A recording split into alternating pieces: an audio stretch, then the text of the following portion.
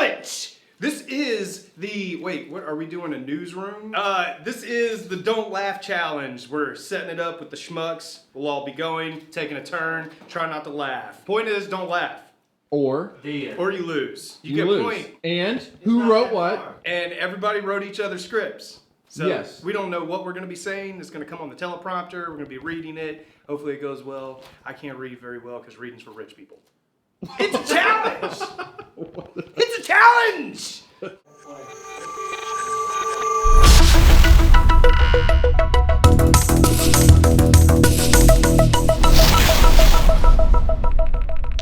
A man was arrested today for possession of sketty. A recent law was passed decriminalizing sketty to a limit of 2 ounces. Unfortunately.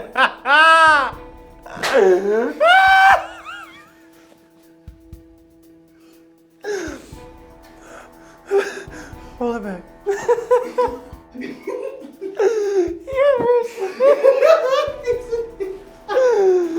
A recent law was passed decriminalizing sketty to a limit of 2 ounces. Unfortunately for Mr. Subabadabadabadabada, the authorities found an upwards of 2 pounds of sketty in the assailant's front and back pockets, his socks, and various other places that you could cram sketty into. The judge's ruling was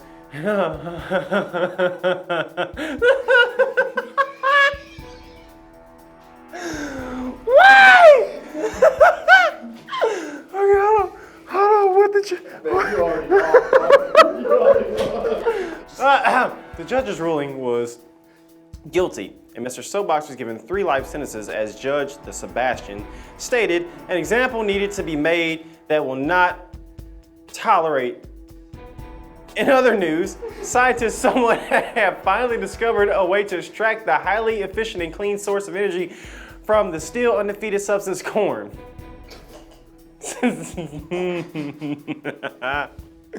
Roll that back. Some parties don't agree with the use of the energy, claiming the corn is too powerful to be controlled by a man, while others are confused by why the situation altogether. And now, to translate for our baby viewers in normal voice, goo goo gaga, goo goo goo, gaga goo goo gaga, goo ga. Brought to you by Baby Chastity Belts. They are starting younger and younger every. All right, yeah, I'm in the negatives, like negative like a couple hundred at this point. Okay. There you go. Welcome to today's Right Now News. My name is Richard Swallow. In today's headlines, a Shreveport, LA woman is now behind bars for allegedly posing as a nurse. This comes as yet another devastating blow to the feminist movement, as it appears that even when committing fraud, women would still rather be nurses than doctors. Adding further intrigue to the story, authorities reveal that the suspect in question had been posing as a nurse for well over 1,000 hours. When this station contacted the hospital medical director to ask how someone with such obvious lack of education could go undetected for so long, he responded, and I quote, "Well, to be honest, she fit right in. Wait, are you recording that? No, please, don't print that. Oh God, no, I'll lose my job. No, please don't. I'll do anything, just name it, anything. I'll bleep your bleep with the biggest bleep you've ever seen. And then bleep on your chest with my bleep. Then after you bleep, I'll get my cat and bleep, bleep, bleep, bleep balls." End quote. This just in, my producer is telling me that the suspect is just announced from her jail cell in her campaign for the seat of district attorney. Her first campaign promises to drop all charges against herself. Now over to Dick Flanagan. Dick, what's poppin'?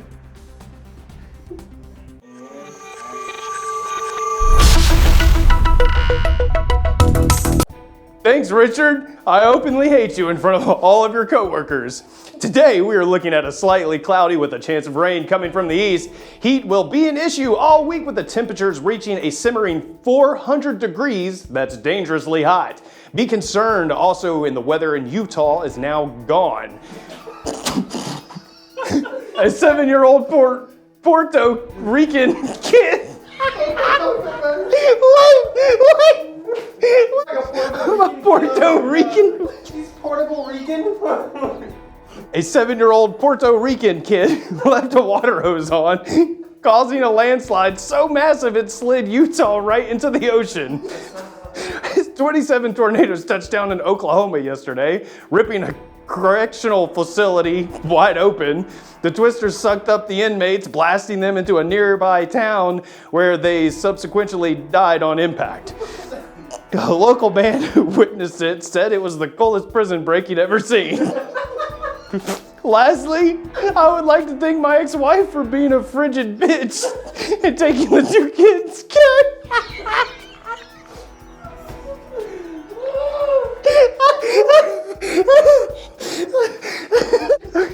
Lastly, I would like to thank my ex-wife for being a frigid bitch and taking the 2 kids. I hope you die.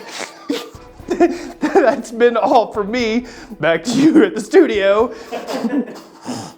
And now for sports, we're going to turn over to Sexton Hardcastle. Sexton, what's going on with those balls today? Hey. Here we go.